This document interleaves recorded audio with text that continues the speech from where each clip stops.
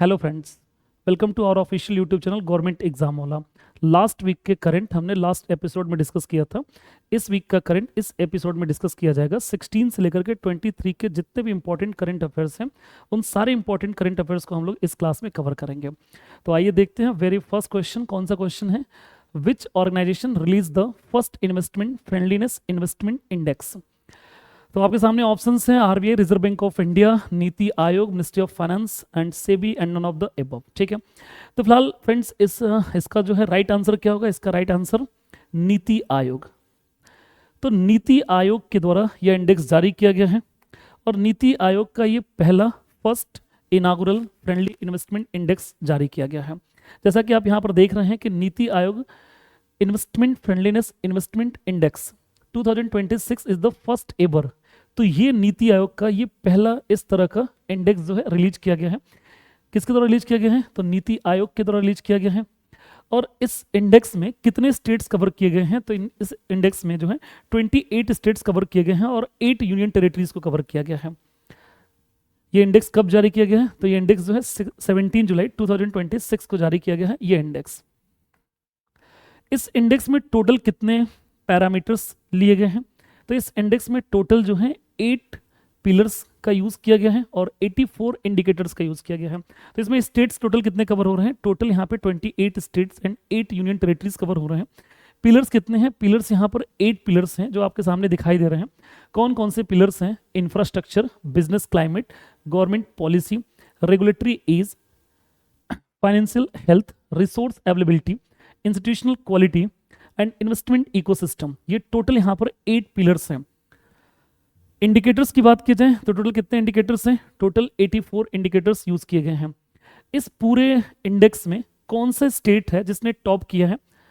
इस पूरे इंडेक्स में total 28 states and 8 union territories है और इस इंडेक्स को किसने टॉप किया है? तो इस इंडेक्स को टॉप किया है गुजरात के द्वारा। गुजरात यहाँ पे टॉपर है। गुजरात को कितना स्कोर मिला है? तो गुजरात को यहाँ पर 56.6 स्कोर मिला है। वहीं अगर हम महाराष्ट्र की बात करें तो महाराष्ट्र को कितना स्कोर मिला है? 53.7।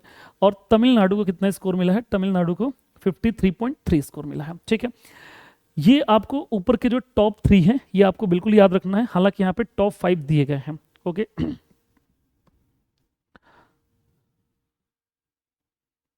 अब बात करते हैं कि ये जो इन्वेस्टमेंट इंडेक्स जो है ये कब अनाउंस किया गया था, किस तरह का इंडेक्स जारी किया जाएगा। तो ये इन्वेस्टमेंट इंडेक्स जो है 2025-26 के बजट में अनाउंस किया गया था। ये भी क्वेश्चन पूछा जा सकता है कि चूंकि ये पहला first ever inaugural investment index है तो इस इंडेक्स को कब अनाउंस किया गया था? इसे यूनियन बजट 2025-26 के बजट में अनाउंस किया गया था। देखिए बजट जो है 2025-26 का बजट था और अभी जो है इसे 17 जुलाई को अनाउंस किया गया है।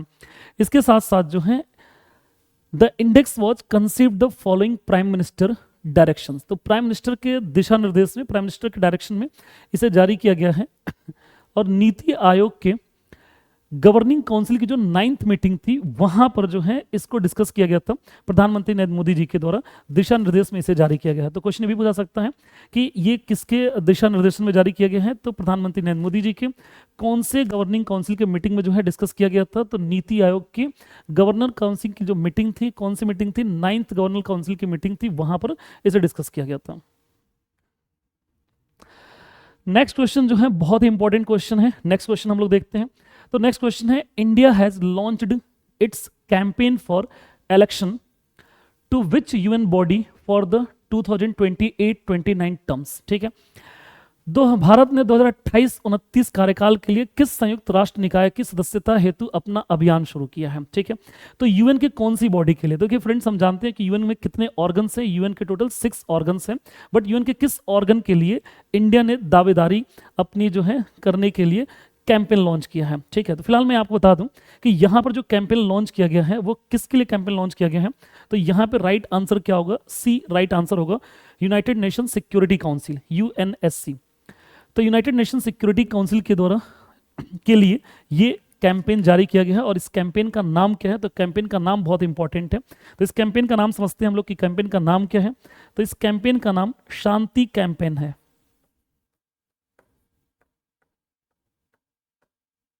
ठीक है, हालांकि देखिए शांति वर्ड से जो है एक बात और आपको ध्यान में रखनी है कि 2025 में ही शांति एक्ट लेकर के आ गया था। तो शांति एक्ट किससे संबंधित है? शांति का पूरा नाम जो है, जो शांति एक्ट है, शांति का पूरा नाम sustainable harnessing and advancement of nuclear energy transforming India, ये 2025 का एक लॉ लेकर के आ गया था। और इसका पर्पज जो है, शांति एक्ट का पर्पज क्या था कि हमारे देश के अंदर न्यूक्लियर एनर्जी जो है उसकी पावर को, जो कैपेसिटी है वो बूस्ट करना था। न्यूक्लियर एनर्जी पावर कैपेसिटी 2047 तक हमें कितना गीगावाट पहुंचाना था? तो 100 गीगावाट जो है टारगेट अचीव करना था। इसलिए शांति एक्ट लेकर के आया गया था, जिसमें प्राइवेट जो न्यूक्लियर पावर प्लांट्स हैं उनको यहाँ पर अलाउ किया जा रहा था कि वो भी हमारे देश के अंदर जो है न्यूक्लियर पावर प्लांट स्टेब्लिश कर सकते हैं। फिलहाल यहाँ पे जो शांति कैंपेनिंग है वो किसके लिए है, तो हम यहाँ पर देख रहे हैं। तो यहाँ पर जो शांति कैंपेनिंग है वो यूनाइटेड नेशन सिक्योरिटी काउंसिल के लिए है। कौन से टर्म पीरियड के लिए है? तो टर्म पीरियड जो है 2028-29 के लिए है। UNSC, United Nation Security council के कितने परमानेंट मेंबर होते हैं? तो यूएनएससी के जो है टोटल परमानेंट मेंबर्स की संख्या कितनी है? टोटल यहाँ पर 15 मेंबर्स होते हैं। 15 में कितने परमानेंट मेंबर होंगे? तो यहाँ पर देखिए जो कंपोजिशन होता है वो कुछ इस तरीके से होता है। तो 5 यहाँ पे परमानेंट मेंबर होते हैं,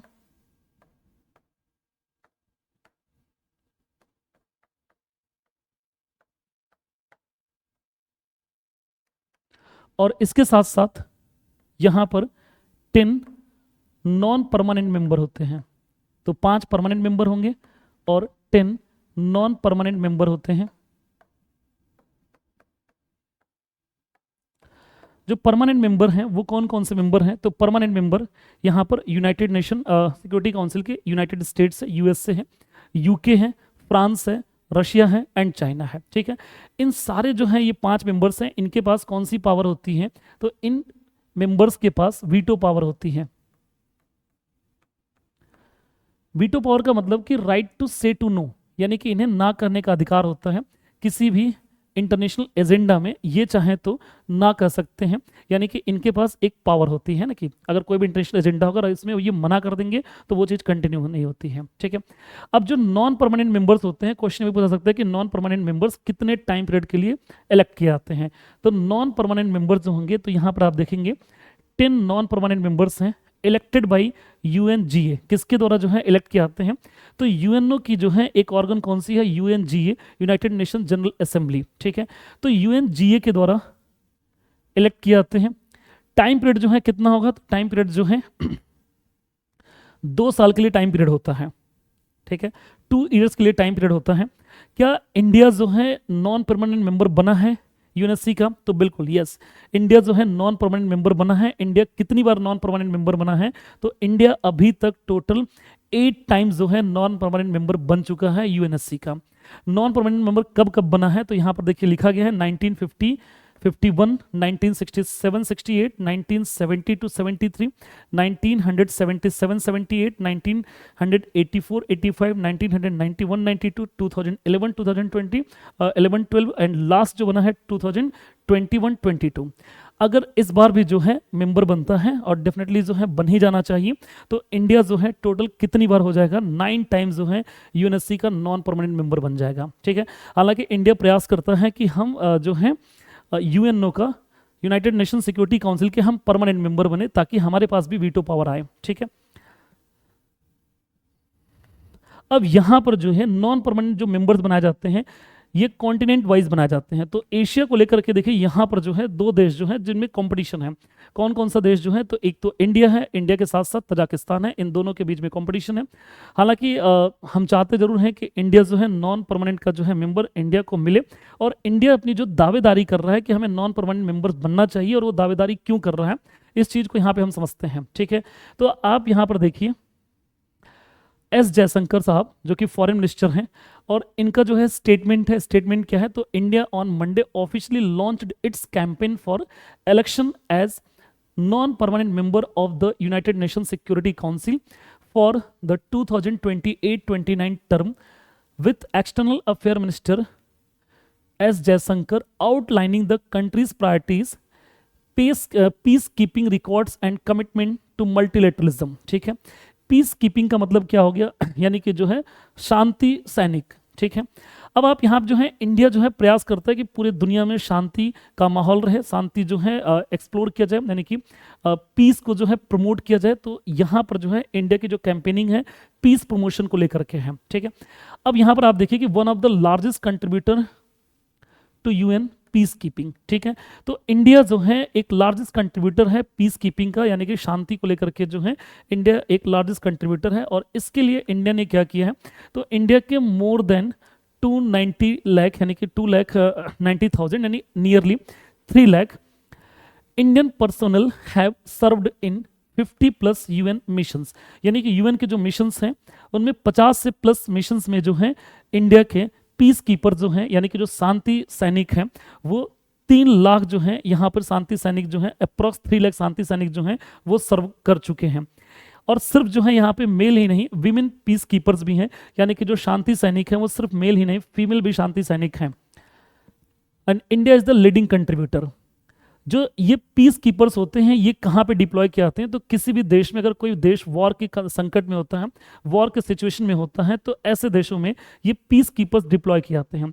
ये पीस कीपर्स जो हैं क्या करते हैं, तो वो निगरानी रखते हैं। अगर कोई देश वॉर के सिचुएशन में होगा तो वो ये देखते रहते हैं कि युद्ध विराम जो है सीज फायर कराने में वो मदद करते हैं, कि कोशिश ये रहती है कि सीज फायर हो, या फिर वहाँ के जो लोग होंगे उनको मदद करने में ये पीस कीपर्स जो हैं यहाँ पर रेडी रहते हैं, ठीक है।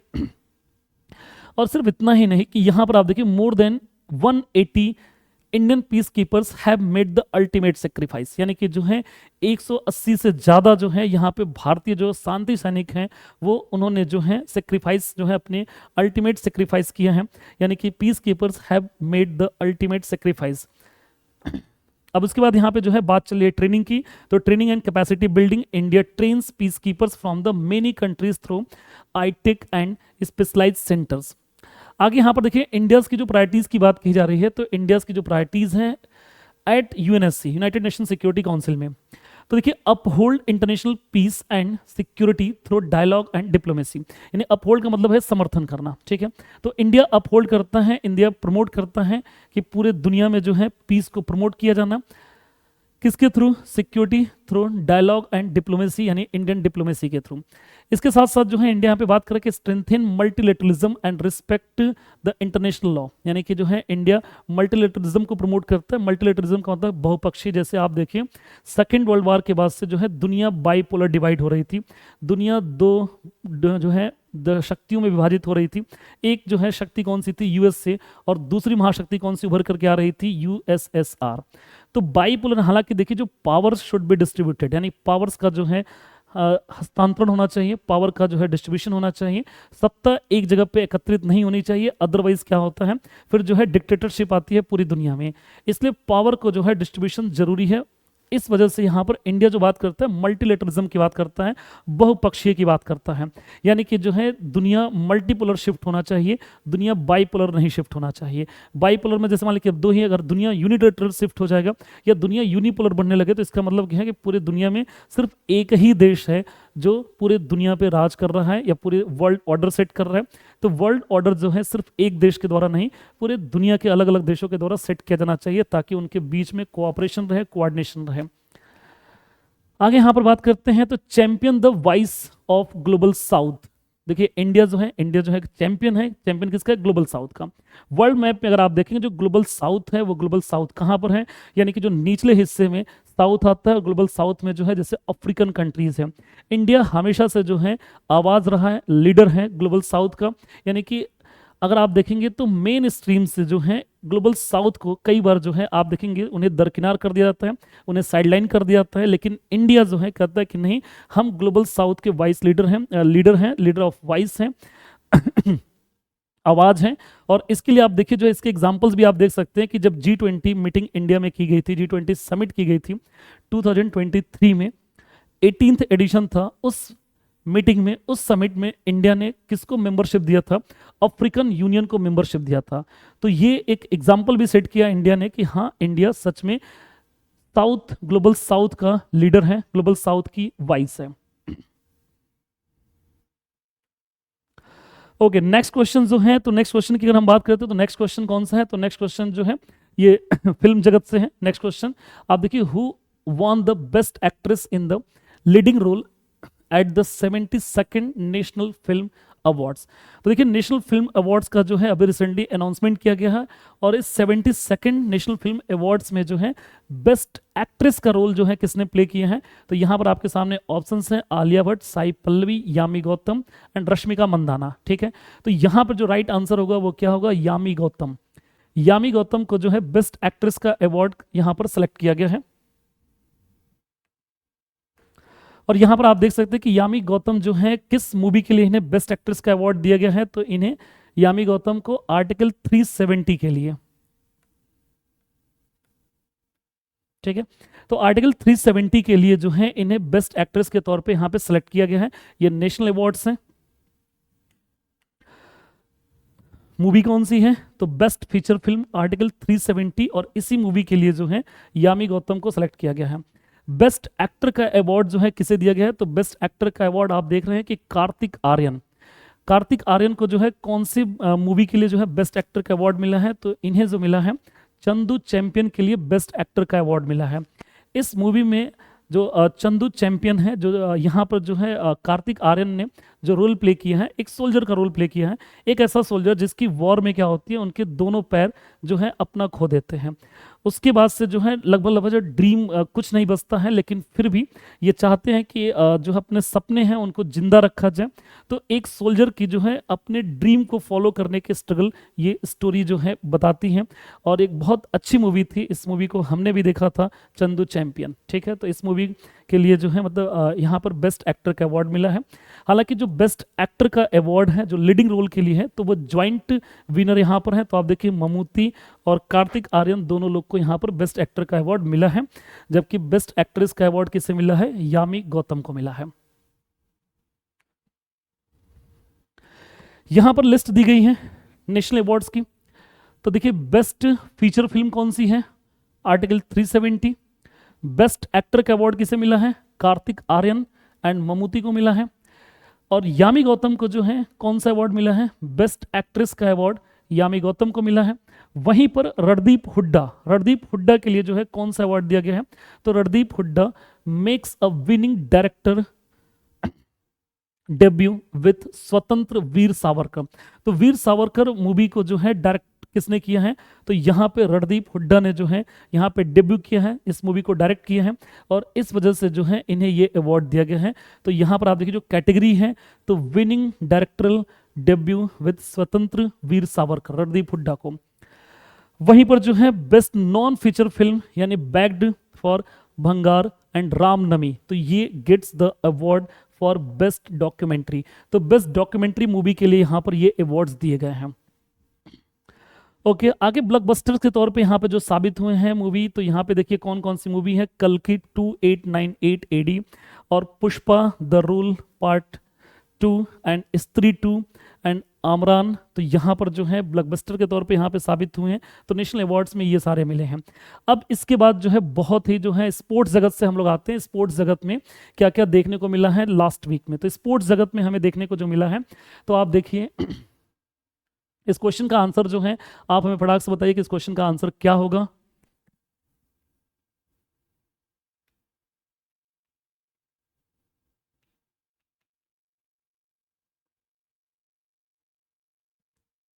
ओके तो इस क्वेश्चन का आंसर क्या होगा कि which nation won the FIFA World cup 2026 title, यानी कि फीफा वर्ल्ड कप 2026 का जो है टाइटल किसने जीता है। तो फीफा वर्ल्ड कप विनर कौन सी टीम रही, तो यहां पर आपके सामने ऑप्शंस हैं Argentina, France, Spain and England. ठीक है, तो यहां पर विनर टीम कौन सी टीम रही, तो विनर टीम यहां पर अर्जेंटीना, सॉरी मतलब जो है अर्जेंटीना, विनर टीम कौन सी टीम थी, तो विनर टीम यहां पर स्पेन रही। ठीक है, 2026 फीफा वर्ल्ड कप का विनर टीम कौन सी टीम है, स्पेन है, और स्पेन ने जो है 16 ईयर्स के बाद ये अपनी ट्रॉफी फिर से क्लिंच किया है।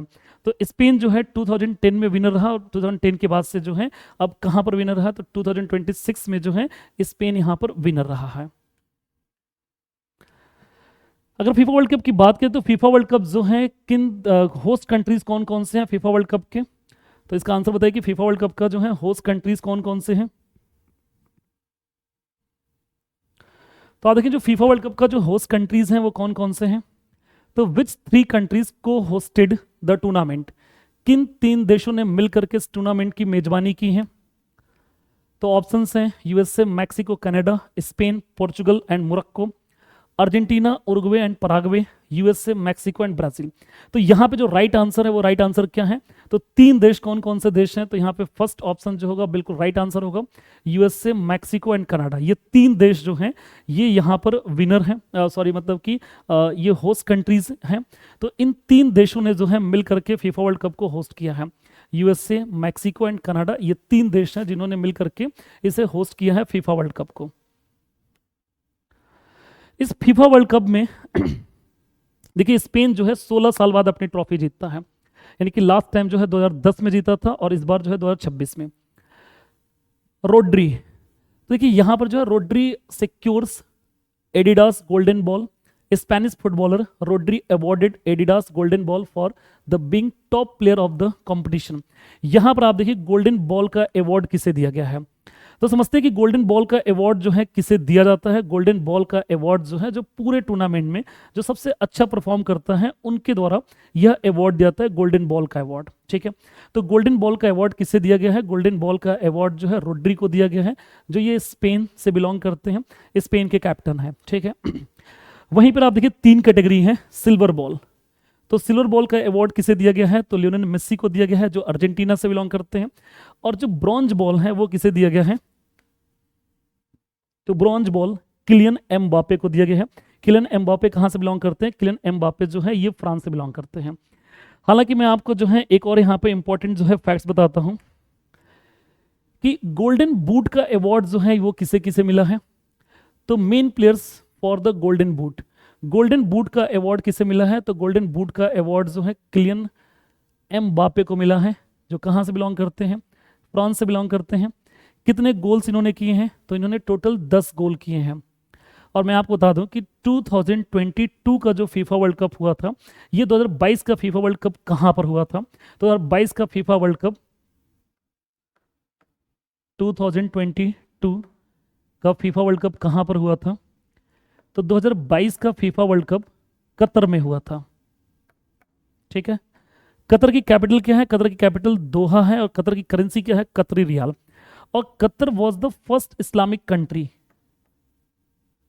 Qatar was the first Islamic country. Qatar ये पहली इस्लामिक कंट्री थी जिसने फीफा वर्ल्ड कप को होस्ट किया था। फर्स्ट इस्लामिक कंट्री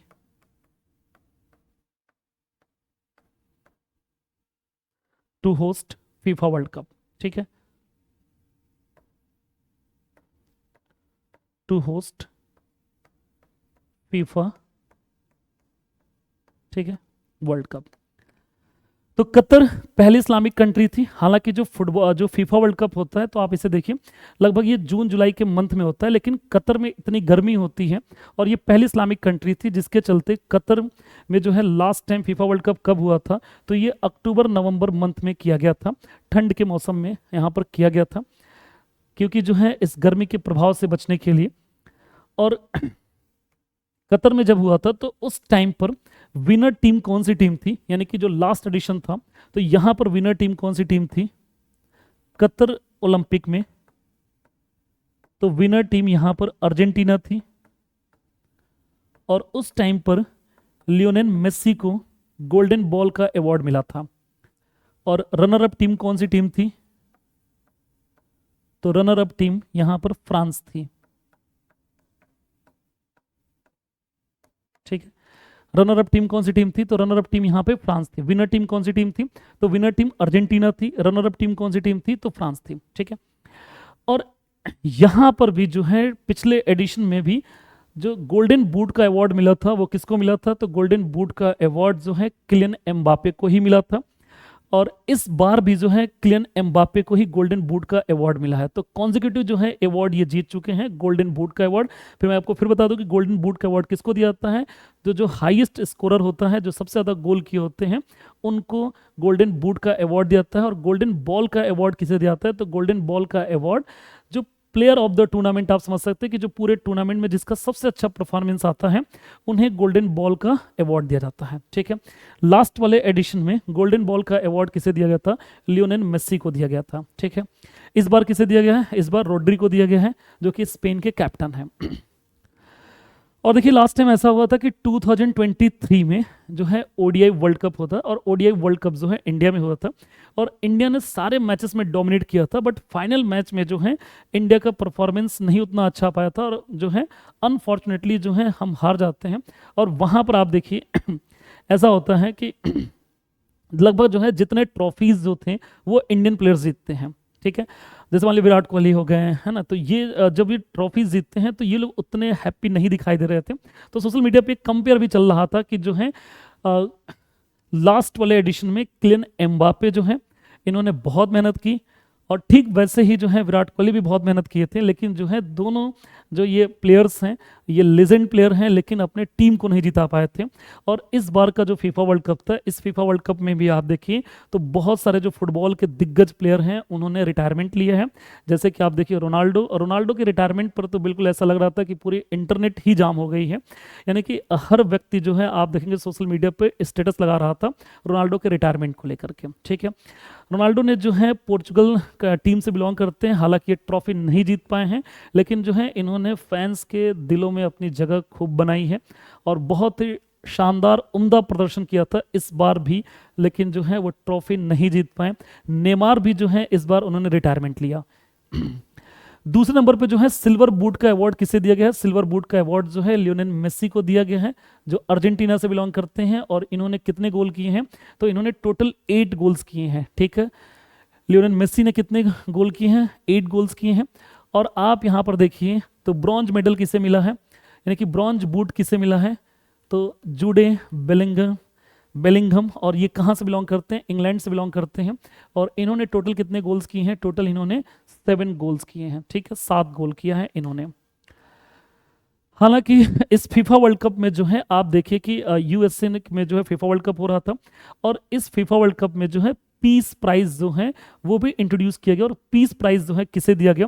तो पीस प्राइज जो है डोनाल्ड ट्रम्प को दिया गया है। ठीक है, हालांकि ये इवेंट कहाँ पर होता है? यूएसए में ही होता है। और पीस प्राइज किसे दिया जाता है? पीस प्राइज जो है डोनाल्ड ट्रम्प को ही दिया जाता है। आपने देखा कि लास्ट ईयर जो है पीस प्राइज को लेकर के जो है कितना कुछ जो है, यानी कि डोनाल्ड ट्रम्प की एक बिल्कुल दीवानगी थी पीस प्राइज को लेकर के। हालांकि लास्ट ईयर जो नोबेल पीस प्राइज दिया गया था वो करीना जो है मचादो को दिया गया था, और वो जो है व्हाइट हाउस पहुंच गई थी अपने नोबेल पीस प्राइज को किसे देने के लिए? डोनाल्ड ट्रम्प को देने के लिए। ठीक है, तो फिलहाल डोनाल्ड ट्रम्प ने जो है यहाँ पर ये अवार्ड जो है उनको पीस प्राइज दिया गया, जो कि फीफा वर्ल्ड कप में जो है इस पीस प्राइज का अनाउंसमेंट किया गया था। ठीक है, और ये अवार्ड किसे मिलता है? ये अवार्ड जो है डोनाल्ड ट्रम्प को दिया जाता है। हालांकि इजराइल ने भी जो है पीस प्राइज अनाउंस किया, और पीस प्राइज जो है किसे दे दिया? तो इजराइल ने अपना पहला पीस प्राइज जो है बिल्कुल इनागुरल जो ये पीस प्राइज था, और ये किसे देता है? तो ये पीस प्राइज भी जो है डोनाल्ड ट्रम्प को दिया जाता है। ठीक है, अगर हम बात करते हैं कि the list of winner of the FIFA World Cup, तो यहाँ पे चैंपियन कौन रहा? स्पेन रहा। रनर अप टीम कौन सी टीम थी? तो रनर टीम जो है यहाँ पे अर्जेंटीना थी। और थर्ड प्लेस पे कौन सी टीम थी? तो थर्ड प्लेस पर जो है इंग्लैंड थी। फोर्थ प्लेस पे कौन सी टीम रही? तो फोर्थ प्लेस पर जो है यहाँ पे फ्रांस टीम रही है। ठीक है,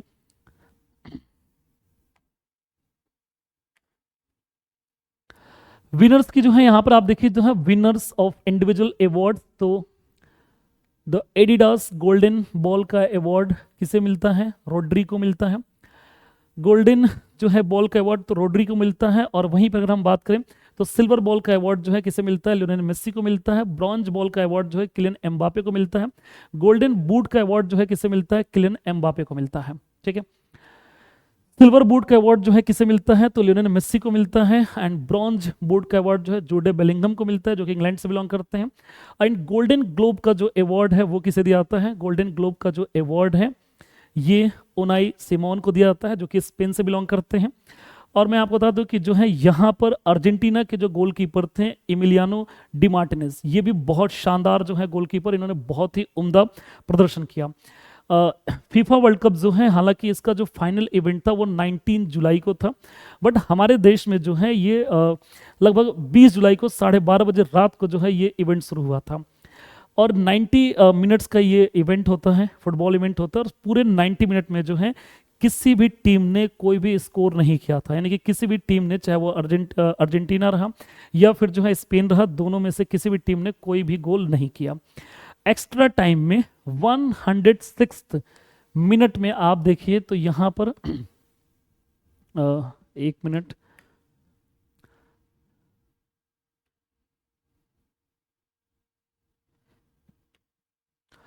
ओके, तो 106 मिनट में यहां पर जो है गोल किया गया, और यहां पर जो है विनर कौन जो है डिसाइड होता है, तो विनर यहां पर स्पेन डिसाइड हो जाती है, और विनर जो है यहाँ पे स्पेन रहा। 16 साल के बाद जो है ये ट्रॉफी क्लिंच किया है, और 106 मिनट में 106वें मिनट में जो है एक्स्ट्रा टाइम में गोल यहाँ पर किया जाता है, ठीक है। और आप देखिए जो पूरे इवेंट के दौरान अगर अर्जेंटीना जो है, जो अर्जेंटीना के जो गोलकीपर हैं वो हर बार जो है स्पेन लगातार प्रयास कर रहा था, हर बार अटैक कर रहा था, पूरी तरह से डोमिनेट भी कर रहा था, और बहुत बार जो है स्पेन ने प्रयास भी किया, लेकिन हर बार एमिलियानो डी मार्टिनेज जो अर्जेंटीना के गोलकीपर हैं वो बीच में खड़े होते थे और वो गोल होने से बचा देते थे, ठीक है। रात को जो है लगभग ये मैच मैं देख रहा था, और काफ़ी देर तक भी इस मैच को देखने के लिए मैं जगा था। और इस मैच में यही वो व्यक्ति हैं जो एमिलियानो डी मार्टिनेज, जिसने फाइनल जो है कम जो है डन नहीं होने दे रहा था, फाइनल को जो है होने नहीं दे रहा था, यानी कि जो विनर नहीं डिसाइड होने दे रहा था। हालांकि बहुत ही शानदार और उनका भी जो है उम्दा प्रदर्शन रहा, बट यहाँ पर जो है गोल्डन ग्लोब का अवार्ड किसे दिया जाता है, तो गोल्डन ग्लोब का जो है अवार्ड दिया जाता है उनाई सिमोन, जो कि ये कहाँ से बिलोंग करते हैं, ये स्पेन से बिलोंग करते हैं। फीफा बेस्ट यंग प्लेयर का अवार्ड जो है वो किसे दिया जाता है, तो आप देखिए पाउल क्यूबार्सी को जो है, जो कि स्पेन से बिलोंग करते हैं, इन्हें यह अवार्ड दिया जाता है। वहीं अगर फीफा फेयर प्ले ट्रॉफी का अवार्ड जो है किसे दिया जाता है, फीफा फेयर प्ले ट्रॉफी का अवार्ड जो है नीदरलैंड को प्रोवाइड किया जाता है। आगे बात करते हैं, Spain ended a 16-year wait as they stunned Argentina with an all-time timer performance to win 2026 FIFA World Cup with 1-0 in the final and the MetLife Stadium in New Jersey। तो ये जो है फुटबॉल जो FIFA World cup का जो final रहा वो कहाँ पर हुआ था, कौन से स्टेडियम में हुआ था, तो ये मेट लाइफ स्टेडियम में ये कंडक्ट किया गया था। और टोटल जो है यहाँ पर पहली बार ऐसा हुआ कि फीफा वर्ल्ड कप में कितने टीमों ने पार्टिसिपेट किया था, तो फीफा वर्ल्ड कप में जो टोटल यहाँ पे जो टीम्स पार्टिसिपेट किए थे, पहली बार ऐसा हुआ था कि 48 टीम्स ने पार्टिसिपेट किया था। 48 टीम्स जो हैं उन्होंने पार्टिसिपेट किया था, ठीक है। जनरली जो है फीफा वर्ल्ड कप में कितने टीमें खेलती थी, तो अभी तक जो है फीफा वर्ल्ड कप में जो है टोटल 32 टीमें खेलती थी, लेकिन इस बार जो है फीफा वर्ल्ड कप में कितने टीमों ने पार्टिसिपेट किया, तो फीफा वर्ल्ड कप में इस बार जो है 48 टीम्स जो है यहाँ पे पार्टिसिपेट किए। और कितने मैचेस यहाँ पर कंडक्ट किए गए थे, तो 104 मैचेस यहाँ पे कंडक्ट किए गए थे, ठीक है। टोटल मैच कितने हुए थे, 104 मैच हुए थे। फाइनल कहां पर हुआ था, फाइनल जो है मेट लाइफ स्टेडियम में फाइनल मैच हुआ था।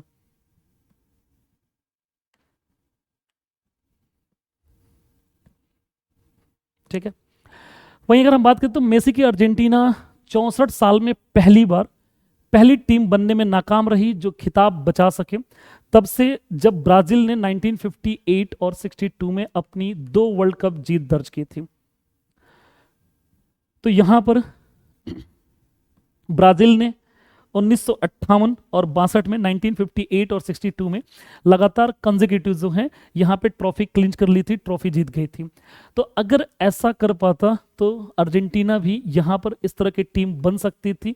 64 साल में ऐसा पहली बार होता, हालांकि इससे पहले कब हुआ था, तो सिर्फ जो है 1958 और जो है 62 लास्ट टाइम हुआ था, और उसके बाद ऐसा नहीं हुआ है। फीफा वर्ल्ड कप के जो प्राइज मनी है इनके ऊपर भी बात कर लेते हैं कि फीफा वर्ल्ड कप का जो प्राइज मनी है वो कितना है। तो फीफा वर्ल्ड कप का जो प्राइज मनी है उसके ऊपर बात करते हैं। तो फीफा वर्ल्ड कप का जो प्राइज मनी है, तो आप यहां पर देखिए, the International Federation of Association Football announced a record 871 million prize pool.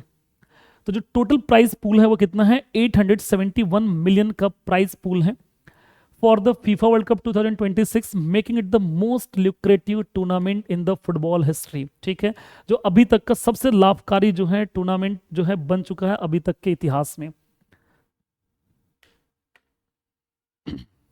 अब हम बात करते हैं कि यहां पर जो है विनर्स हैं उनको क्या प्राइज मनी मिला, रनर अप को क्या प्राइज मनी मिला, और जो थर्ड पोजीशन पे जो है जिसने कंप्लीट किया उसे क्या प्राइज मनी मिला। ठीक है, तो अर्जेंटीना को जो है कितना प्राइज मनी मिला, तो आप यहां पर देखिए रॉयल स्पेनिश फुटबॉल फेडरेशन को चैंपियन के रूप में 51 मिलियन अमेरिकन डॉलर मिला, जबकि उप विजेता यानी रनर अप अर्जेंटीना को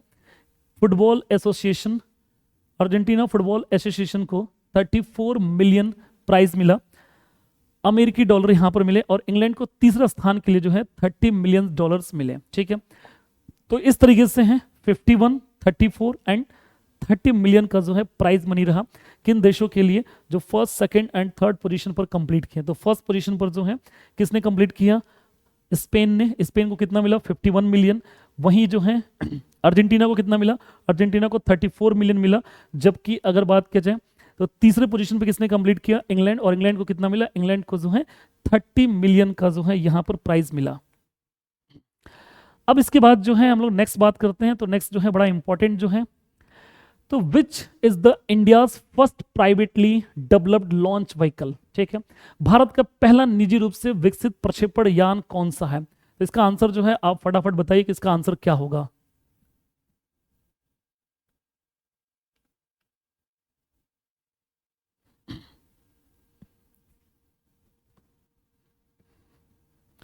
ओके, तो यहां पे देखिए ऑप्शंस में जो बने हैं, ऑप्शंस दिए गए हैं क्या है, SSLV, PSLV, Vikram 1 and GSLV Mark 3। ठीक है, तो इसका जो राइट आंसर होगा, तो देखिए बड़ा ही इंपॉर्टेंट ये न्यूज है, इसका आंसर क्या होगा,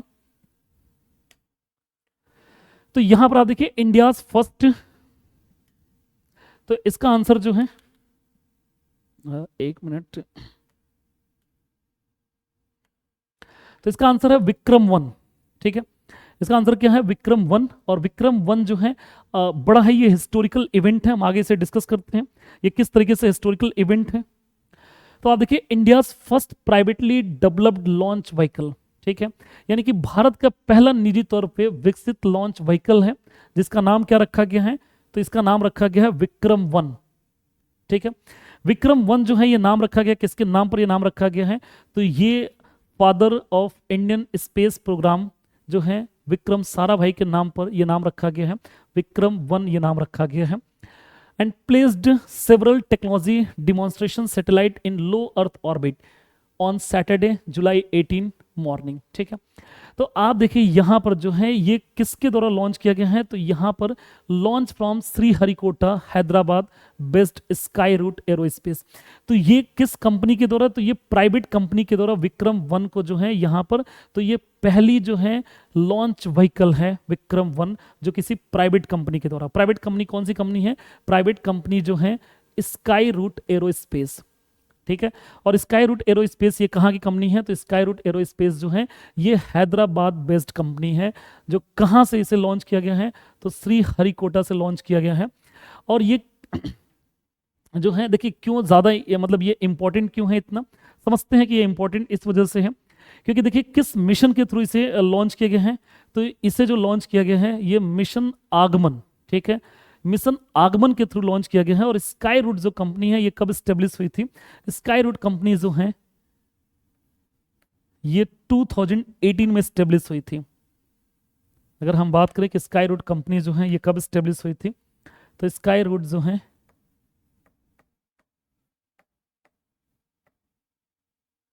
कंपनी ये कब स्टेब्लिश्ड हुई थी, ये 2018 में स्टेब्लिश हुई थी स्काई रूट। ठीक है, 2018 में ये कंपनी स्टैब्लिश हुई थी, ठीक है। और यहाँ पर आप देखिए जो है ऐसा हुआ था कि इसरो के जो साइंटिस्ट हैं, आपने कुछ टाइम पहले जो है न्यूज़ सुना होगा कि इसरो के साइंटिस्ट जो हैं वो इसरो को छोड़ रहे थे।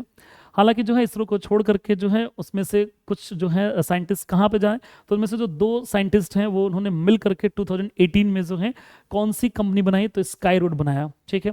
स्काई रूट जो है एक प्राइवेट कंपनी है, ठीक है। और पहली बार ऐसा हुआ है कि इंडिया में the countries first space unicorn, ठीक है। तो स्काई रूट जो है ये स्पेस यूनिकॉर्न बन चुकी है। अभी यूनिकॉर्न के बारे में हम आगे समझते हैं, पहले थोड़ी सी जो इनके अचीवमेंट्स हैं, उपलब्धियां हैं, थोड़ी उनकी और बात कर लेते हैं। तो देखिए 2018 में जो है स्टेब्लिश हुआ था और उसके बाद से लगातार जो है स्काई रूट अपना काम कर रहा है, अपने प्रयासों में लगा हुआ है। 2022 में 2022 में स्काई रूट ने क्या लॉन्च किया यहाँ पर, तो 2022 में स्काई रूट ने विक्रम एस लॉन्च किया, विक्रम एस लॉन्च किया। और यहां पर 2026 में क्या लॉन्च किया गया, विक्रम 1 लॉन्च किया गया। विक्रम एस क्या है, तो विक्रम एस जो है ये एक लॉन्च व्हीकल है, यानी कि लॉन्च व्हीकल्स के थ्रू क्या क्या आता है, एक तरीके से आप समझिए कि लॉन्चर है और इसके थ्रू जो है सैटेलाइट को स्पेस में भेजा जा सकता है। यहां पर विक्रम एस जब लॉन्च किया गया था तो यहां पर जो है किस मिशन के थ्रू लॉन्च किया गया था, तो आपसे एग्जाम में क्वेश्चन बता सकता है कि विक्रम 1 किस मिशन के थ्रू लॉन्च किया गया है। तो विक्रम 1 का जो मिशन है, मिशन आगमन, यानी कि जो है अराइव हो चुका है, शुरू हो चुका है। यहां पर जो है कौन सा मिशन था जब विक्रम एस लेकर के आया गया था, तो विक्रम एस जब लेकर के आया गया था तो मिशन आरंभ था, ठीक है। यहां पर मिशन कौन सा था, मिशन आरंभ था।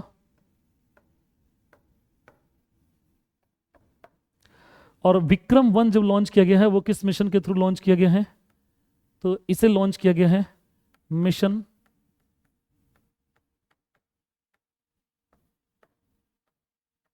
आगमन, ठीक है। आगमन यानी कि अराइव, ठीक है। अब देखिए ऐसा होता है कि इसमें क्या था, यहां पर पेलोड्स नहीं थे, यानी कि यहां पर जो है पेलोड नहीं था, ठीक है। अब इनिशियल स्टेज पर जो है यहाँ पे टेस्टिंग की जा रही थी, तो यहाँ पे इसका नाम रखा गया मिशन आरंभ, इसका नाम क्या रखा गया, मिशन आगमन। यहाँ पर पेलोड्स हैं, यानी कि पेलोड्स का मतलब कि सैटेलाइट्स जो हैं स्पेस में ले जाया जा सकता है। 350 किलोग्राम तक का जो है यहाँ पर सैटेलाइट को जो है स्पेस में लेकर के जा सकता है। तो एक तरीके से समझिए कि ये खुद का जो है ये जो कंपनी है, इस कंपनी ने अपना लॉन्चर तैयार कर लिया है, ठीक है। इस लॉन्चर के थ्रू जो है सैटेलाइट को स्पेस में भेजा जा सकता है। यही है ये विक्रम 1, ठीक है।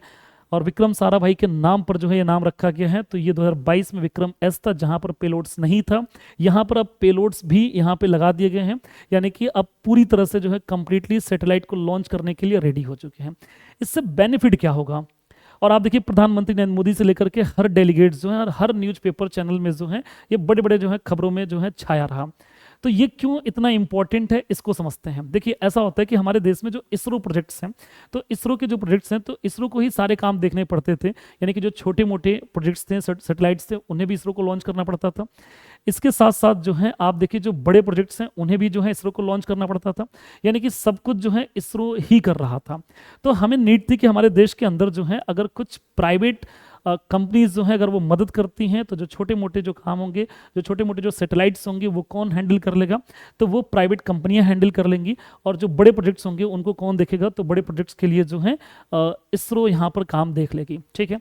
तो अब यहाँ पर जो है मतलब एक हम स्पेस की नई एरा में अब हम आ चुके हैं, नई आप कह सकते हैं कि यहाँ से जो है नई जनरेशन में हम शिफ्ट हो चुके हैं।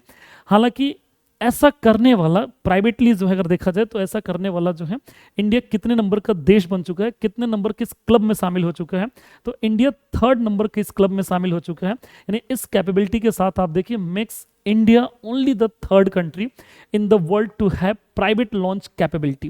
यानी प्राइवेट लॉन्च कैपेबिलिटी के मामले में जो है इंडिया कितने नंबर का देश बन चुका है, तो आप यहाँ पर देखिए यूएस एंड चाइना, तो यूएस और चाइना के बाद जो है इंडिया 3रे नंबर का देश बन चुका है, ठीक है।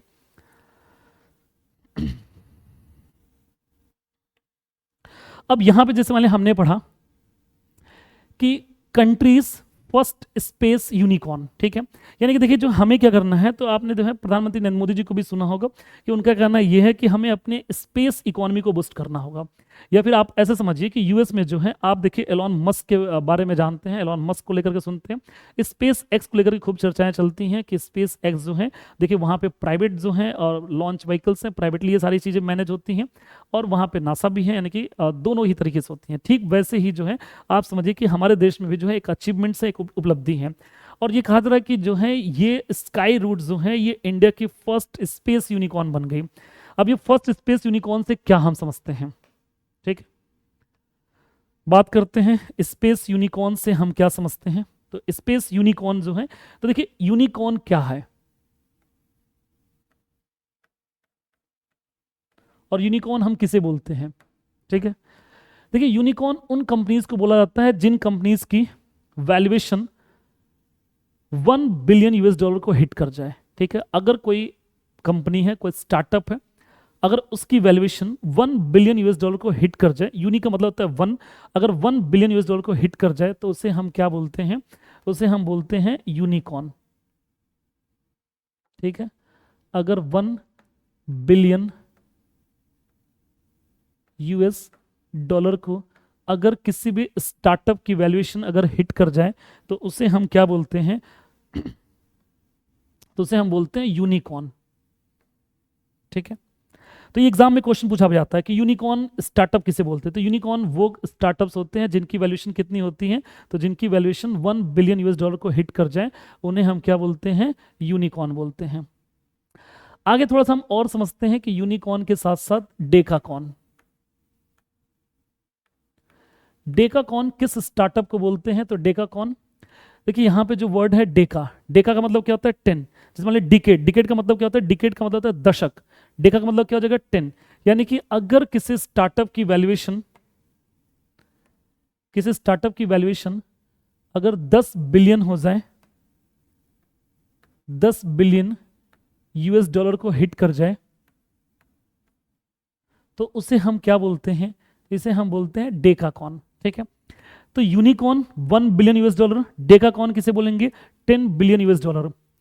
और अगर हम बात करें हेक्टोकॉर्न, हेक्टोकॉर्न किसे बोलते हैं, तो जब भी किसी भी स्टार्टअप की वैल्यूएशन अगर 100 बिलियन यूएस डॉलर हिट कर जाए, 100 बिलियन यूएस डॉलर अगर हिट कर जाए तो उसे हम क्या बोलते हैं, हेक्टोकॉर्न बोलते हैं। अभी आप देखिए जो है एग्जाम्स में आरबी ग्रेड बी के भी पेपर में क्वेश्चन पूछा गया था कि मिनीकॉर्न किसे बोलते हैं, ठीक है। सुनीकॉर्न किसे बोलते हैं, सॉरी सुनीकॉर्न पूछा गया था, सुनीकॉर्न किसे बोलते हैं। तो आप यहाँ पे सुनीकॉर्न का मतलब क्या होगा, तो देखिए जो सुनीकॉर्न जो है यहाँ पे वर्ड किससे लिया गया है, तो सून से लिया गया है। सून का मतलब क्या होगा, जल्द, यानी कि ऐसे स्टार्टअप जो जल्दी ही क्या बनने वाले हैं, यूनिकॉर्न बनने वाले हैं, ठीक है। तो अगर मतलब ये कहें कि ऐसे स्टार्टअप्स जो नियर या फिर सून टू यूनिकॉर्न, सून बहुत जल्दी किसमें कन्वर्ट होने वाले हैं, किसमें, यूनिकॉर्न में कन्वर्ट होने वाले हैं, यूनिकॉर्न में कन्वर्ट होने वाले हैं। तो ऐसे स्टार्टअप को हम लोग क्या बोलते हैं, ऐसे स्टार्टअप को हम लोग सुनिकॉर्न बोलते हैं, ठीक है। तो यूनिकॉर्न, डेकाकॉर्न, हेक्टोकॉर्न एंड सुनिकॉर्न। अब देखिए एक और यहां पर है, मिनीकॉर्न किसे बोलते हैं, मिनीकॉर्न। तो मिनीकॉर्न किसे बोलेंगे, तो जिस स्टार्टअप की वैल्यूएशन 0.5 बिलियन, देखिए यहां पे पॉइंट इंपॉर्टेंट है, यानी कि 0.5 बिलियन यूएस डॉलर हो, ठीक है। यानी कि जिस स्टार्टअप की वैल्यूएशन 0.5 बिलियन यूएस डॉलर हो, 0.5 बिलियन यूएस डॉलर हो, अगर ये टच कर जाए तो उसे हम क्या बोलेंगे, मिनीकॉर्न बोलेंगे। अब इसमें ध्यान रखने वाली बात होती है कि ये स्टार्टअप का जो ये टैग तभी तक होगा जब तक कि वो स्टार्टअप किसी भी स्टॉक एक्सचेंज में लिस्ट ना हुई हो। अगर वो स्टॉक एक्सचेंज में लिस्ट हो जाएगी तो ये टैग नहीं कंटिन्यू रहेगा, ठीक है। तो अब आप यहाँ पे देखिए जो स्काई रूट है, स्काई रूट जो है क्या बन चुकी है, तो स्काई रूट जो है ये इंडिया की पहली स्पेस यूनिकॉर्न बन चुकी है, ठीक है। स्पेस यूनिकॉर्न का मतलब है 1 बिलियन यूएस डॉलर। अगर आप इसे ऐसे की बात करें तो 8,000 करोड़ रुपीज, ठीक है। तो जिस किसी स्टार्टअप की वैल्यूएशन अगर 8,000 करोड़ रुपए को हिट कर जाए तो उसे हम क्या बोलते हैं, यूनिकॉर्न बोलते हैं। The launch of Vikram 1 which can carry a payload up to 350 kg। ठीक है, तो विक्रम 1 का लॉन्च जो है एलईओ क्या होता है, एलईओ जो है लो अर्थ ऑर्बिट। ठीक है, एलईओ क्या है, तो एलईओ लो अर्थ ऑर्बिट होता है। और लो अर्थ ऑर्बिट क्या है, तो समझते हैं कि देखिए लो अर्थ ऑर्बिट क्या है।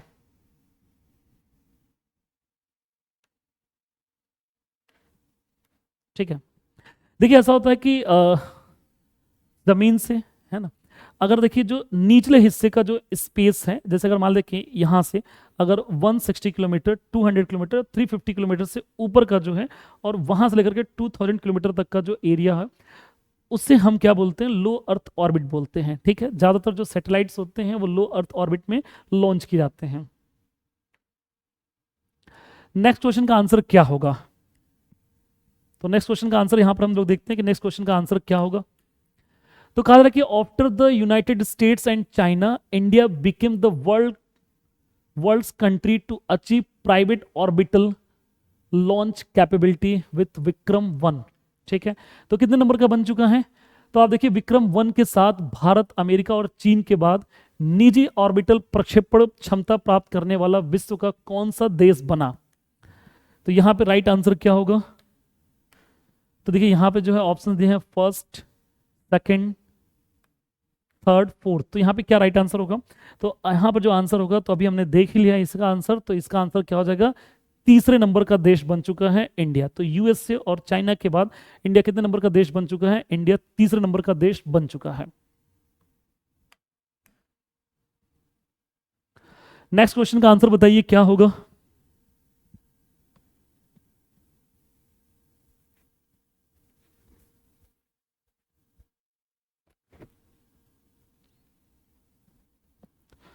Vikram 1 was the developed by which company, Vikram 1 को जो है किस कंपनी के द्वारा डेवलप किया गया है,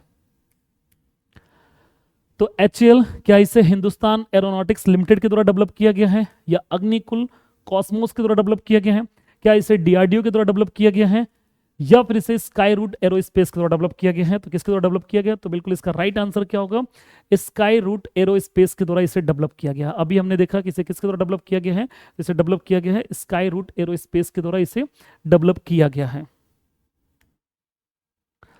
आगे यहां पे थोड़ी बहुत इसकी इंफॉर्मेशन और भी यहां पर देख सकते हैं।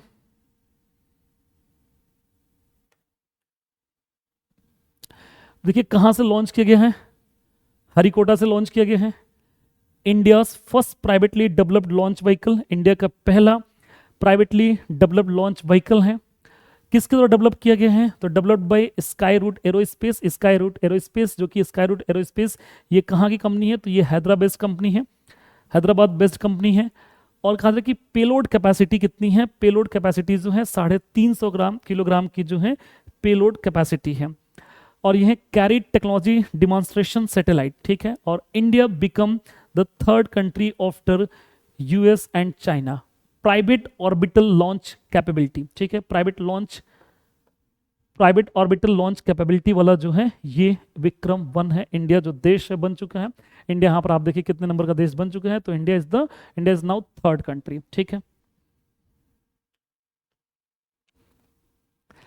अब इसके बाद जो है देखिए इंपॉर्टेंट क्वेश्चन और भी हैं यहाँ पे कुछ। तो इसके बाद जो है कौन सा क्वेश्चन हम देखते हैं, India's first hydrogen power train was flagged of by prime minister Narendra Modi from which place. ठीक है, क्वेश्चन है भारत की पहली हाइड्रोजन संचालित ट्रेन को प्रधानमंत्री नरेंद्र मोदी ने किस स्थान से हरी झंडी दिखाई।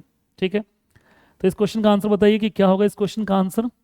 देखिए जो है हाइड्रोजन ट्रेन की बात चल रही है कि हाइड्रोजन ट्रेन जो है कहां से फ्लैग ऑफ किया गया है, प्रधानमंत्री नरेंद्र मोदी जी ने हाइड्रोजन के लिए जो है कहां से हरी झंडी दिखाई है। तो ऑप्शंस हैं आपके सामने, लखनऊ उत्तर प्रदेश, जिंद हरियाणा, जयपुर राजस्थान, सोनीपत। ठीक है, तो इसका राइट आंसर क्या होगा, तो फिलहाल देखिए इसका राइट आंसर क्या होगा, इसका राइट आंसर जो है यहां पर जिंद हरियाणा से जो है ये लॉन्च किया गया है। यहां से जिंद स्टेशन से जो है इस हाइड्रोजन ट्रेन को लॉन्च किया गया है। हाइड्रोजन ट्रेन के बारे में थोड़ी बहुत जो है चीजें समझते हैं। तो आप देखिए जो रूट है, रूट कौन सा है, तो रूट की अगर बात करेंगे तो रूट जो है जिंद टू सोनीपत कहां पर है, हरियाणा। ठीक है, किसके द्वारा डेवलप किया गया है? तो इसे डेवलप किया गया है ICF integral coach factory. Integral coach factory कहां पर है? इंटीग्रल कोच फैक्ट्री जो है चेन्नई में है। टेक्नोलॉजी जो है यहाँ पे हाइड्रोजन फ्यूल सेल का इस्तेमाल किया जाता है, क्योंकि जो है आप देखिए हाइड्रोजन का जो है हम डायरेक्टली इस्तेमाल नहीं कर सकते, यानी कि हाइड्रोजन से डायरेक्टली बिजली नहीं बना सकते। हाइड्रोजन को जो है हम किसमें, फ्यूल सेल के थ्रू जो है बिजली बनाएंगे और फिर जो है ये ट्रेन चलती है। हालांकि देखिए इसका जो एक पावर प्लांट है ये कहाँ पर होता है? तो हाइड्रोजन जो ट्रेन हैं, हालांकि देखिए एक जो है इसकी और भी बहुत बड़ी उपलब्धि है कि हाइड्रोजन ट्रेन जो होते हैं आप पूरे वर्ल्ड में आप देखेंगे तो इनके जो कोचेस होते हैं 2 3 4 कोचेस होते हैं। ये जो हाइड्रोजन ट्रेन लॉन्च की गई है इसमें कितने कोचेस हैं? इसमें टोटल 10 कोचेस हैं, 10 कोचेस यहाँ पर हैं, ठीक है। तो ये सबसे बड़ी हाइड्रोजन ट्रेन है पूरे दुनिया की, ठीक है। जिसे कहाँ से लॉन्च किया गया है? जिसे लॉन्च किया गया हरियाणा से। किस स्टेशन से लॉन्च किया गया है? जिंद से लॉन्च किया गया है। रूट क्या होगी? तो रूट जो होगी जिंद टू सोनीपत। कब लॉन्च किया गया है? तो इसे लॉन्च किया गया है 17 जुलाई को लॉन्च किया गया है। टेक्नोलॉजी इसमें कौन सी इस्तेमाल की जा रही है? कि हाइड्रोजन फ्यूल सेल की इस्तेमाल की जा रही है।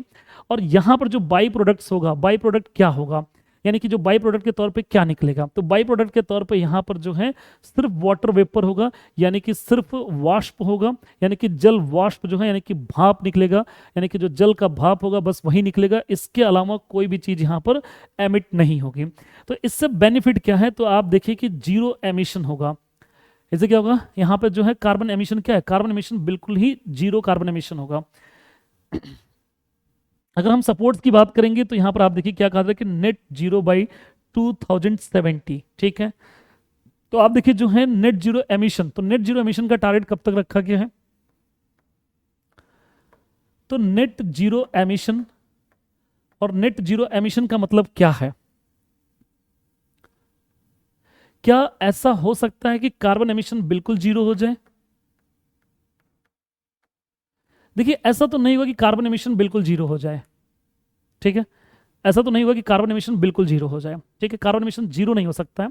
तो यहां पे देखिए जो वर्ड यूज किया गया नेट, नेट का मतलब क्या? न्यूट्रल। यानी कि ऐसा जरूर हो सकता है कि कार्बन एमिशन पूरी तरह से जीरो ना हो, लेकिन कार्बन एमिशन जो है न्यूट्रल हो सकता है, ठीक है। यानी कार्बन एमिशन को न्यूट्रलाइज करने की बात की जाए, मतलब ऐसा होगा कि हमारे एनवायरनमेंट में उतना ही कार्बन एमिट हो जिससे हमें कोई क्षति ना हो, कोई हमें नुकसान ना पहुंचे, ठीक है। अगर ऐसा हो रहा होता है तो हम इसे बोलेंगे कि हम नेट जीरो एमिशन का जो टारगेट है उसे हमने टच कर लिया। अब जो नेट जीरो एमिशन का जो टारगेट रखा गया वो कब तक रखा गया? देखिए जो नेट जीरो एमिशन का टारगेट रखा गया है ये बहुत लंबा टारगेट रखा गया है। और कब तक रखा गया है? तो 2070 तक ये टारगेट रखा गया है। 2070 तक ये टारगेट रखा गया है कि हम नेट जीरो एमिशन के टारगेट को कब तक अचीव कर लेंगे? हम 2070 तक इस टारगेट को अचीव करेंगे, 2070 तक, ठीक है। अच्छा अब जो है ये नेट जीरो एमिशन का टारगेट कब रखा गया था, हम इसकी बात करते हैं। तो नेट जीरो एमिशन का टारगेट रखा गया था COP, और COP का पूरा नाम क्या है? COP का पूरा नाम कॉन्फ्रेंस ऑफ पार्टीज है। COP का पूरा नाम क्या है? अगर COP का पूरा नाम पूछा जाए तो COP का पूरा नाम है कॉन्फ्रेंस ऑफ पार्टीज। और COP समिट जो है हर साल कंडक्ट की जाती है, ठीक है। जिसका पर्पज क्या होता है? इसका पर्पज होता है कि क्लाइमेट चेंज को टैकल किया जाए, ठीक है। देखिए ऐसा होता है कि जो भी डेवलप्ड नेशंस हैं, तो डेवलप्ड नेशन से जो है प्री इंडस्ट्रियलाइजेशन किया, ठीक है। और उन्होंने जो है पहले जो डेवलप्ड नेशंस हैं उन्होंने वो डेवलप्ड हो गए, उन्होंने प्री इंडस्ट्रियलाइजेशन किया। प्री इंडस्ट्रियलाइजेशन करने से क्या होता है कि उन्होंने एनवायरनमेंट को ज़्यादा क्षति पहुंचाई। अब जो ऐसे देश हैं जो अंडर डेवलप्ड नेशंस हैं या जो डेवलपिंग नेशंस हैं, उनका ये मानना होता है कि हमने तो इन्वायरमेंट को क्षति नहीं पहुंचाया, नुकसान नहीं पहुंचाया। लेकिन अगर क्लाइमेट चेंज का जो असर हमें देखने को मिल रहा है तो वो ये जो है क्लाइमेट चेंज ये नहीं देखता कि कौन से देश ने क्षति पहुंचाई, कौन से देश ने नहीं क्षति पहुंचाई, वो तो सभी देशों को इक्वली क्षति पहुंचाता है। तो क्लाइमेट चेंज को टैकल करने के लिए हमें क्या चाहिए? टेक्नोलॉजी चाहिए।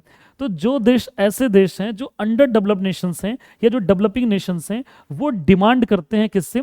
डेवलप्ड नेशन से कि आप हमें फंडिंग करिए, आप हमें फंड्स प्रोवाइड करिए ताकि जो हम क्लाइमेट चेंज को टैकल कर सकें। जैसे आप सपोज करिए कि अगर सोलर पैनल इंस्टॉल कराना है तो सोलर पैनल इंस्टॉल करने के लिए क्या होगा? पैसे खर्च होंगे। अगर हमें कार को जो है या फिर जो व्हीकल्स हैं अगर उन्हें हमें इलेक्ट्रिक बस में कन्वर्ट करना है, इलेक्ट्रिक व्हीकल्स में कन्वर्ट करना है, तो इसके लिए हमें क्या चाहिए? पैसे चाहिए। तो फंडिंग की ये डिमांड करते हैं, इसलिए COP समिट कंडक्ट की जाती है हर साल। और सीओपी की एडिशंस होती हैं। तो जो नेट जीरो एमिशन का जो टारगेट रखा गया था ये सीओपी 26 में रखा गया था, यानी कि प्रधानमंत्री नरेंद्र मोदी जी ने ये जो है प्लेज किया था कि हम नेट जीरो एमिशन का टारगेट अचीव करेंगे। कब तक अचीव करेंगे? 2070 तक अचीव करेंगे। कहां पर ये प्लेज लिया था? तो ये सीओपी 26 में प्लेज किया था। सीओपी 26 की जो है समिट हुई थी, ये कहां पर हुई थी? तो सीओपी 26 की समिट जो हुई थी ये ग्लासगो में हुई थी।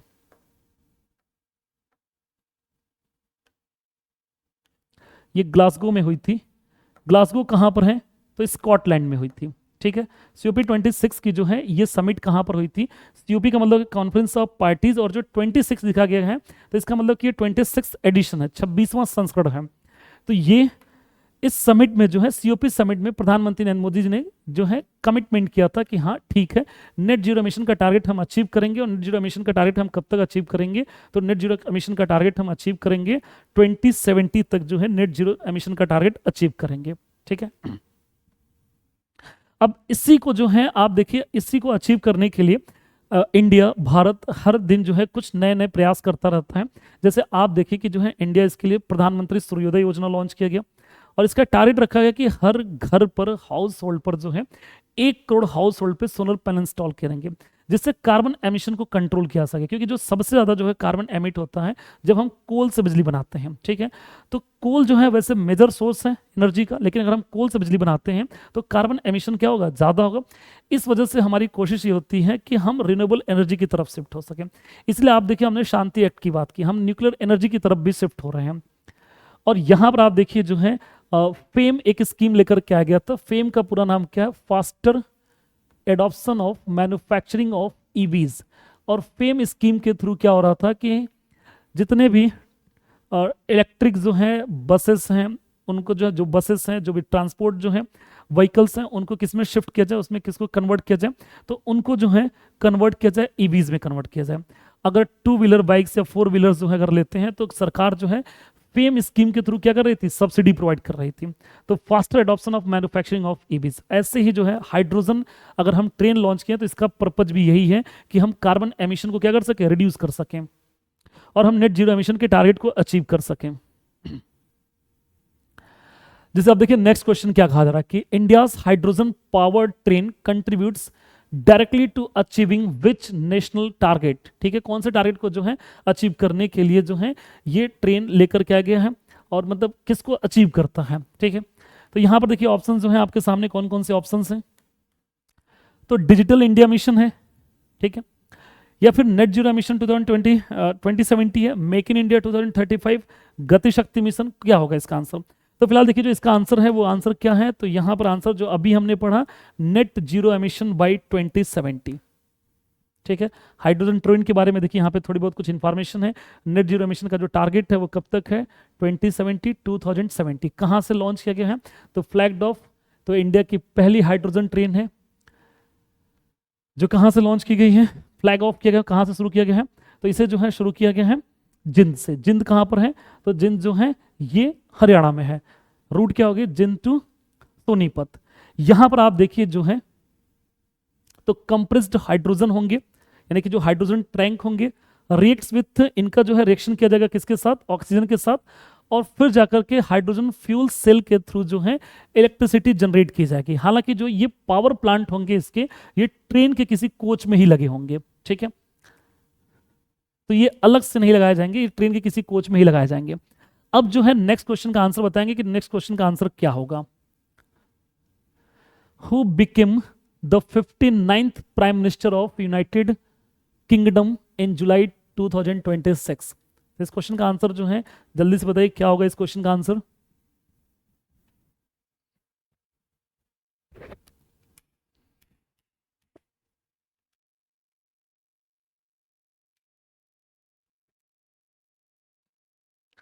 ओके, तो कियर स्टारमर, ऋषि सुनक, एंडी बनहम, या फिर बोरिस जॉनसन।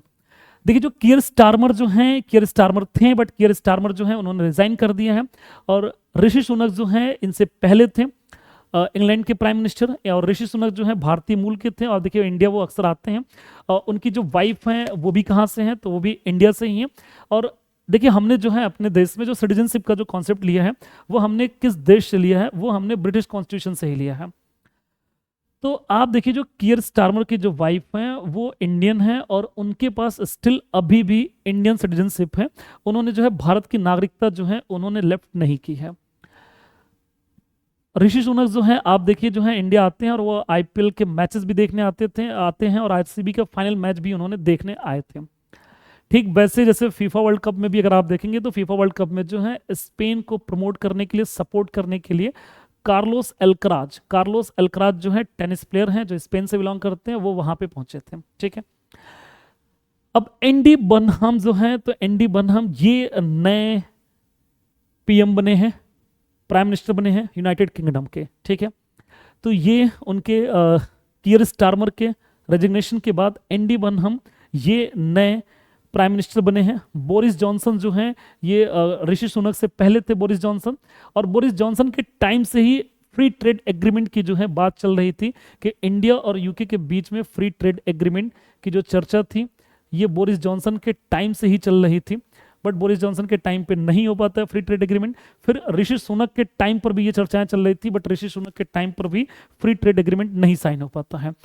और फिलहाल जो है कियर स्टारमर जब आते हैं, कियर स्टारमर के टाइम पर जो है ये फ्री ट्रेड एग्रीमेंट साइन हो पाता है।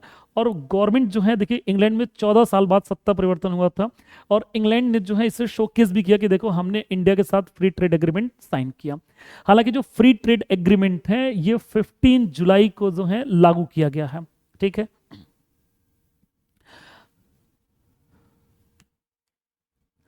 तो आप यहां पर देखेंगे एंडी बर्नहम, ये एंडी बर्नहम है और ये take charges as UK new prime minister, कि यूके के नए प्रधानमंत्री के रूप में जिम्मेदारी संभाली 2026 में। और एंडी बनहम यूनाइटेड किंगडम के 59वें 59th प्राइम मिनिस्टर बने हैं, 59वें प्रधानमंत्री बने हैं। जबकि किर स्टारमर ने इस पद से इस्तीफा दिया। उन्होंने किंग चार्ल्स थर्ड ने बेकिंगहम प्लेस में किसिंग हैंड्स नामक पारंपरिक समारोह में नई सरकार बनाने के लिए आमंत्रित किया।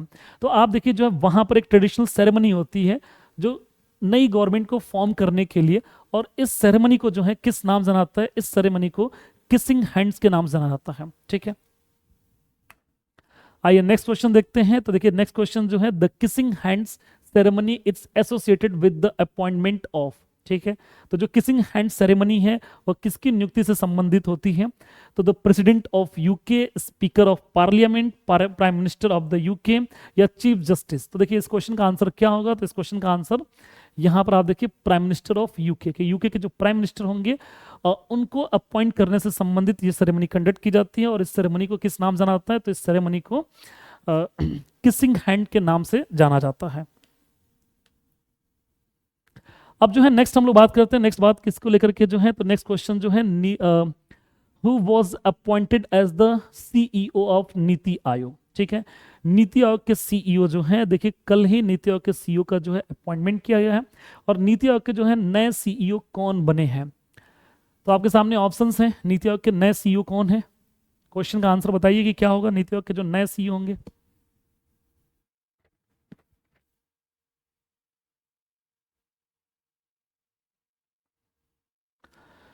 तो नीति आयोग के जो नए सीईओ हैं वो कौन है,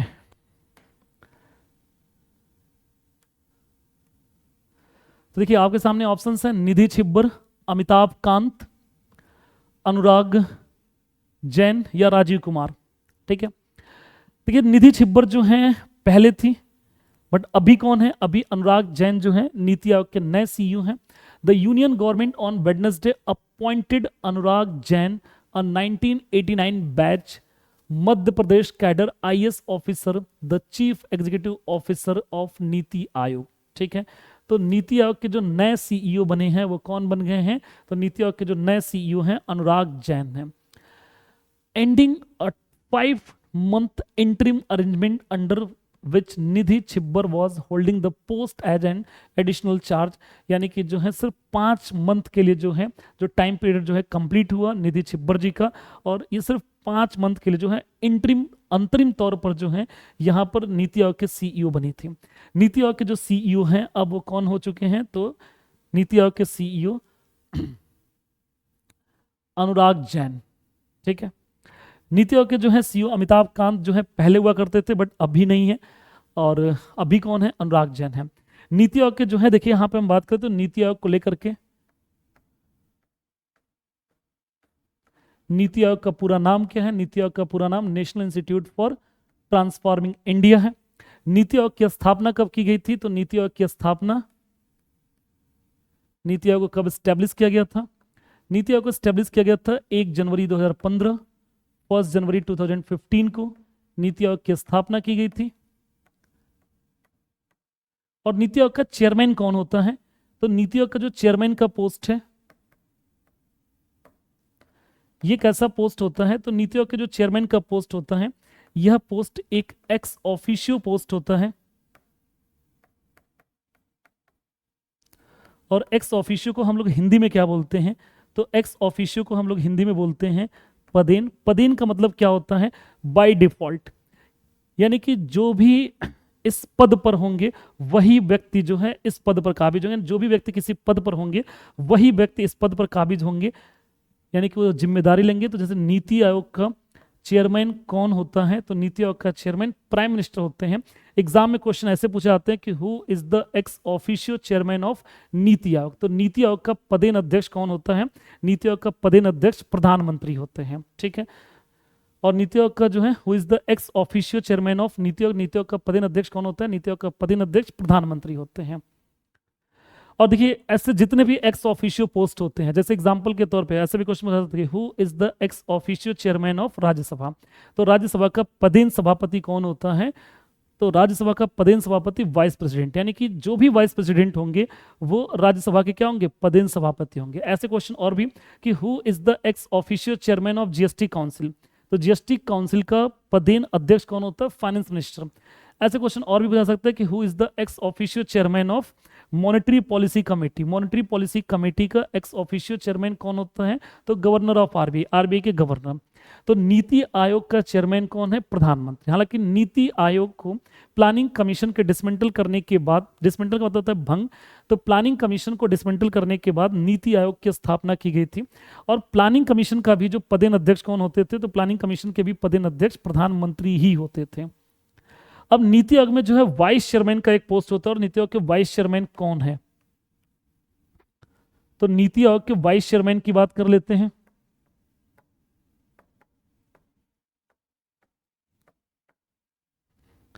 तो नीति आयोग के वाइस चेयरमैन एट प्रेजेंट कौन है? तो नीति आयोग के वाइस चेयरमैन जो है मिस्टर अशोक लाहिरी, ये नीति आयोग के वाइस चेयरमैन हैं।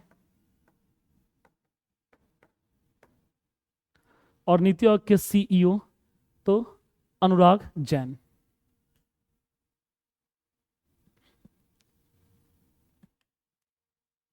ठीक है, अब यहां पर जो है नेक्स्ट क्वेश्चन का आंसर बताइए कि which country has passed a bill banning children under 15 from using social media. ठीक है, तो 15 वर्ष से कम आयु के बच्चों के सोशल मीडिया उपयोग पर प्रतिबंध लगाने वाला विधेयक किस देश ने पारित किया है? तो आपके सामने ऑप्शंस हैं जर्मनी, इटली, फ्रांस, स्पेन। ठीक है, तो इसका राइट आंसर क्या होगा?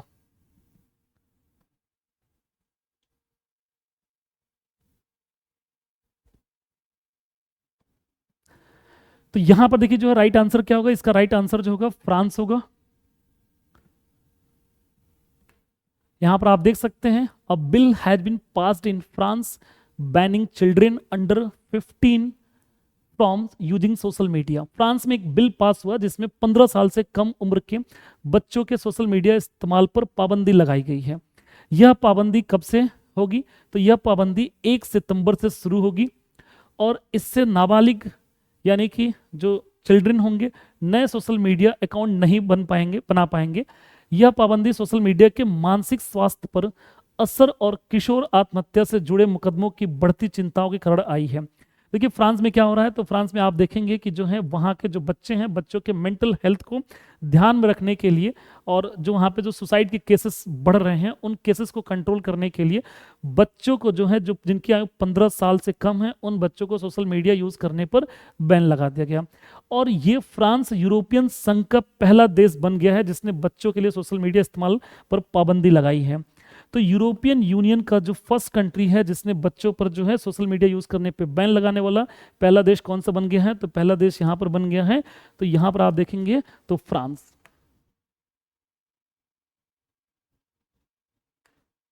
ठीक है, तो फ्रांस जो है यहाँ पे फर्स्ट कंट्री बन चुका है। तो इस वीक के हमने जो है न्यूज़ यहाँ पे जितने भी करंट अफेयर्स, जो इंपॉर्टेंट करंट अफेयर्स थे वो कवर किए। ऐसे ही जो नेक्स्ट एपिसोड होगा वो 23 जो है मान लीजिए जो है 24 से लेकर के जो है जो नेक्स्ट 7 डेज का होगा वहाँ पर आएंगे। तो ओके, थैंक यू।